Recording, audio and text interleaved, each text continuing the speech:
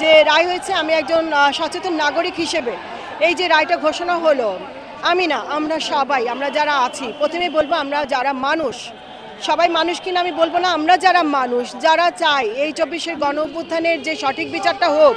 এবং খুনি হাসিনাকে দেশের মাটিতে ফিরিয়ে এনে ফাঁসি দেওয়া হোক, তার সঙ্গে যারা তাদের ছিল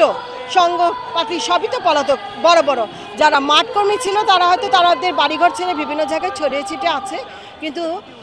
তারা পালিয়ে গেছে, তাদের নেতাকর্মীদেরকে ছেড়ে পালিয়ে গেছে। তারপর আমরা চাইব এই আন্দোলন চলাকালীন সময় তারা এই ছাত্র জনতার ওপর যে ধরনের